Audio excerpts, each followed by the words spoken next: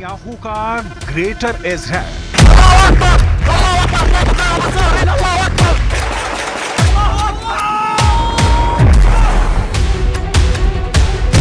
Commander Jolani का greater अरब।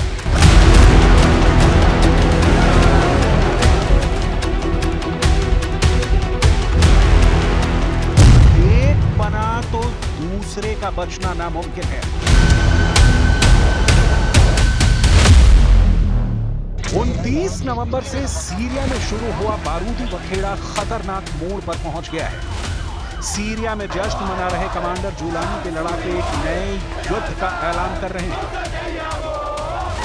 Syria का नया सुप्रीम कमांडर ऐसे ऑपरेशन को शुरू करने जा रहा है जिससे इजरायल में भूचाल आ गया है। 11 दिन के युद्ध में जिस कमांडर जुलानी ने मोस्ट पावरफुल लीडर पुतिन को झटका दे दिया, वही एचटीएस सरगना अब नेतन्याहू को चैलेंज देने जा रहा है। इस चैलेंज को कमांडर जुलानी ने ग्रेटर अरब नाम दिया है। क्या है कमांडर जुलानी का ग्रेटर अरब ड्रीम? क्यों कट्टर कमांडर की वॉर प्लानिंग ने तेल अवरोध की टेंशन बढ़ा दी है? इसकी डिटेल जानने से पहले गाजा चलिए देखिए कि जुलानी के बिग बोल्ड स्टेप का साइड इफेक्ट हमास को कैसे झेलना पड़ रहा है।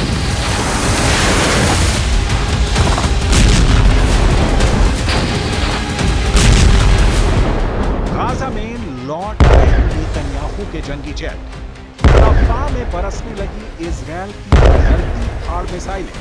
खान यूनुस को रॉकेट से बांट दिया। इजरायल ने हमास लड़ाकों को फिर से पीटना शुरू कर दिया है। इस बार हमले पहले से ज्यादा विध्वंसक और भयानक है। इजरायल डिफेंस फोर्स हमास के गढ़ में किसी को भी बर्बाद करने पर तुली हुई है। इजरायल ने अपने सबसे बड़े दुश्मन की तबाही शुरू कर दी है। हमास नेतन्याहू का टारगेट नंबर 1 है। सीरिया युद्ध के भड़कने के बाद इजरायल का टारगेट भी सीरिया शिफ्ट हो गया है। लेकिन नेतन्याहू ने फिर से उस वॉर जोन को भी सुलगा दिया है जहां से खाड़ी का नया फसाद शुरू हुआ है। इसके पीछे कमांडर जुलानी का ग्रेटर अरब ड्रीम माना जा रहा है। आखिर क्या है ग्रेटर अरब? क्यों इजरायल जुलानी के अलायंस प्लानिंग से घबराए हुए हैं? इसे तफसील से जानना है तो इस नक्शे पर गौर कीजिए। ये ग्रेटर इजरायल का मैप है। इजरायल की प्राइम मिनिस्टर नेतन्याहू यहूदियों का यही एक देश बनाने की ख्वाहिश रखते हैं। इजरायल में ग्रेटर इजरायल की बात जनवरी 2024 को इजरायल के लीडर एवी लिपिकिन ने शुरू की थी, जिसमें उन्होंने इजरायल की सीमा लेबनान से सऊदी अरब के ग्रेट डेजर्ट और भूमध्य सागर से फरात नदी यानी इराक तक फैली हुई बताई थी। ग्रेटर इजरायल का मतलब ऐसे इलाके से है जहां तक कभी प्राचीन यहूदी राज्य हुआ करता था। इसे मध्य पूर्व के लिए यहूदी विस्तारवाद की योजना भी कहा जा सकता है। 19वीं सदी में यहूदीवाद की स्थापना करने वाले थियोडोर हर्ज़ेल ने पहली बार इसका जिक्र किया था, जिसमें मिस्र की नील नदी से यूफ्रेट्स और मदीना से लेकर लेबनान तक का इलाका ग्रेटर इजरायल का हिस्सा था। मतलब आज की तारीख में ग्रेटर इजरायल के नक्शे पर मिस्र, लेबनान, सीरिया, इराक, सऊदी अरब, पूरा जॉर्डन और कब्जे वाला फिलिस्तीन भी शामिल है। सीरिया में तख्ता पलट के बाद जैसे इजरायल ने माउंट हार्मोन पर कब्जा जमा, इजरायली सेना ने टैंकों के साथ सीरिया की सीमा को बांटने वाली अल्फा लाइन को पार किया। नेतन्याहू के इस फैसले के बाद ग्रेटर इजरायल को लेकर चर्चा तेज हो गई। कमांडर जुलानी तक जब ये बात पहुंची तो ये मैसेज अंकारा में एर्दोआन को फॉरवर्ड किया गया। यहीं से जुलानी के ग्रेटर अरब का प्लान बना, जिसकी पहली कड़ी में तुर्की ने नई चाल भी चल दी है। तुर्की दमिश्क में अपना दूतावास 12 साल बाद फिर से खोलने जा रहा है।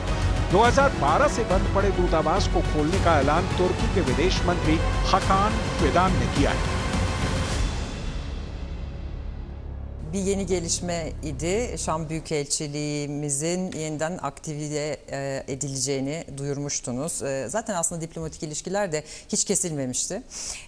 Burhan Köroğlu'nu geçici maslahatgüzar olarak görevlendirdiniz. Büyükelçiliğimiz ne zaman faaliyete geçiyor? Bugün yola çıktılar. Yarın faaliyete geçer. असल में जुलानी का ग्रेटर अरब उनके अघोषित आका एर्दोआन के दिमाग की खुराफात है, जो खुद को अरब वर्ल्ड का खलीफा समझते हैं, जो सभी अरब देशों को तुर्की के झंडे तले लाने का मंसूबा जता चुके हैं। तो जुलानी के ग्रेटर अरब के ख्वाब की बुनियाद किन किन देशों के गठबंधन के तुक्के पर रखी गई है, उनके नाम भी जान लीजिए। कमांडर जुलानी एर्दोआन के ऑर्डर पर जिस ग्रेटर अरब का झंडा बरदार बनना चाह रहे हैं, उसमें बिना किसी शक के सीरिया और तुर्की होंगे। फिलिस्तीन और लेबनान भी इजराइल से दुश्मनी की खातिर इस अलायंस से जुड़ सकते हैं। लेकिन अरब लीग के कुल 22 देश में इस अलायंस में किसे जोड़ने की कोशिश की जाएगी और कौन जुड़ेगा, इसकी कोई गारंटी नहीं है। क्योंकि जहां ईरान होगा वहां सऊदी अरब नहीं दिखेगा, जहां यमन होगा सऊदी अरब नहीं होगा, जहां मिस्र होगा वहां जुड़ने से ईरान कतराएगा। जॉर्डन का भी सऊदी अरब से 36 का आंकड़ा है। अमेरिका का सहयोगी संयुक्त अरब अमीरात कभी एर्दोआन की पहल के साथ जाने की भूल नहीं करेगा।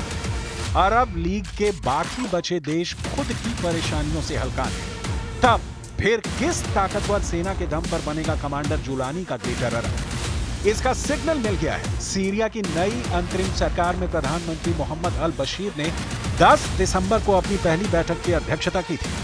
बैठक के बाद सामने आई एक तस्वीर में मोहम्मद अल बशीर के पीछे 2 झंडे देखे गए। इसमें एक सीरियाई क्रांतिकारी झंडा था जिसमें हरे, सफेद और काले रंग की पट्टियां थी।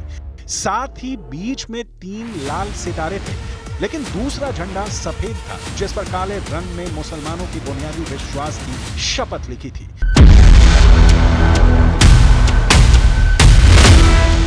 जिसे कलमा तैयबा कहा जाता है। आधिकारिक बैठक में देखे गए सफेद झंडे का इस्तेमाल सीरिया के कई बड़े शहरों पर कब्जा करने वाला विद्रोही गुट हयात तहरीर अल शाम करता है। यह झंडा तालिबान के झंडे जैसा दिखता है। हूबहू ऐसा ही झंडा 2021 में अफगानिस्तान पर दोबारा कब्जा करने वाले तालिबान ने फहराया था। कमांडर जुलानी के तालिबानी सफेद झंडा लहराने के पीछे का मायना समझना मुश्किल नहीं। उसके ग्रेटर अरब अलायंस में सबसे पावरफुल आर्मी तालिबानी फाइटर्स हो सकते हैं।